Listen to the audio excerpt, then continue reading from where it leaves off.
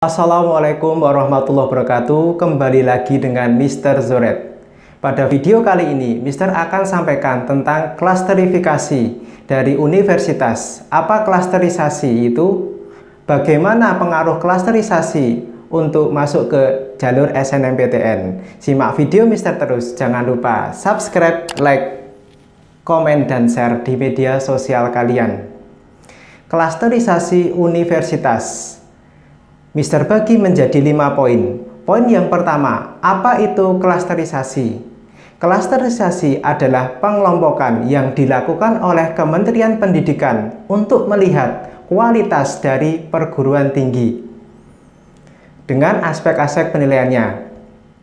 Poin yang kedua, apa saja aspek penilaiannya? Aspek penilaiannya yang pertama adalah aspek dari input, yang kedua adalah aspek dari proses, yang ketiga aspek output, kemudian yang keempat aspek outcome.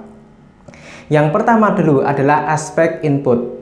Untuk aspek input ini mencakup sumber daya manusia dan mahasiswa. Apa saja penilaiannya?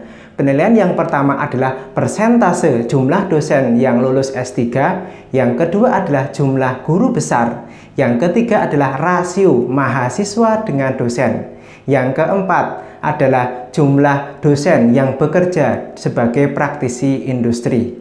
Aspek yang kedua adalah aspek proses. Aspek proses ini mencakup dari pengelolaan kampus. Apa saja yang dinilai? Yang pertama adalah akreditasi universitas, yang kedua akreditasi dari program studi, yang ketiga adalah tentang pembelajaran daring bagaimana, yang keempat adalah kerjasama dengan universitas juga bagaimana. Penilaian untuk aspek ini adalah 25%. Aspek yang ketiga adalah aspek output. Di sini mencakup tentang jangka pendek. Apa saja yang dinilai dalam aspek ini? Yang pertama adalah kinerja dari mahasiswa, yang kedua adalah kinerja dari penelitian, kemudian yang ketiga adalah jumlah artikel yang dipublikasikan di internasional. Kemudian aspek yang keempat adalah aspek outcome, mencakup jangka panjang. Apa saja yang dinilai? Yang pertama adalah jumlah hak paten, yang kedua adalah jumlah lulusan dalam kurun 6 bulan. Yang ketiga adalah kinerja universitas terhadap masyarakat.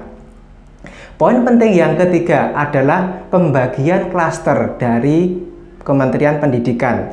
Pembagian klaster di sini ada 5. Klaster yang pertama adalah klaster dengan 15 universitas. Klaster yang kedua dengan 34 universitas. Klaster ketiga dengan 97 universitas. Klaster yang keempat dengan 400 universitas. Klaster yang kelima ada 1590 universitas. Yang pertama dulu, klaster 15 PTN atau klaster pertama. Apa saja PTN-nya? Sudah pernah Mr. sampaikan, yaitu yang pertama IPB, kedua UI, ketiga UGM, 4 UNER, 5 ITB, 6 ITS, 7 UNHAS, 8 Unibrau, 9 Undip, 10 Unpad, 11 UNS, 12 UNY, 13 UNAN, 14 USU, yang ke-15 UNM. Mereka adalah klaster 1. Untuk klaster 2 ada 34 universitas dengan rincian 19 dari PTS dan 15 dari PTN. Klaster kedua ini yang paling tinggi adalah di UPI. Selanjutnya yang kedua adalah Telkom University, yang ketiga adalah UNES. Kemudian yang paling bawah adalah Universitas Merdeka Malang, ada 34.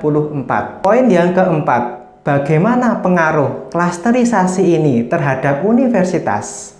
Pengaruhnya cukup besar. Para rektor akan berlomba-lomba meningkatkan kualitas universitasnya supaya dia bisa masuk ke klaster yang lebih tinggi. Dari klaster 3 menjadi klaster 2, dari klaster 2 menjadi klaster 1, dari klaster 1 supaya menjadi peringkat yang paling tinggi. Poin yang kelima, bagaimana pengaruh klasterisasi ini terhadap SNMPTN? Pengaruhnya ini cukup besar sekali. Klaster yang pertama adalah klaster yang terbaik. Jadi ini harusnya menjadi pilihan pertama kalian. Untuk pilihan kedua bisa kalian ambil di klaster yang kedua. Tetapi untuk klaster yang kedua yang memiliki program studi yang dia itu paling ketat juga harus menjadi pilihan yang pertama. The next video Mister akan sampaikan masih tentang SNMPTN dan SBMPTN. Simak video Mister terus, jangan lupa subscribe, like, komen, dan share di media sosial kalian. Terima kasih.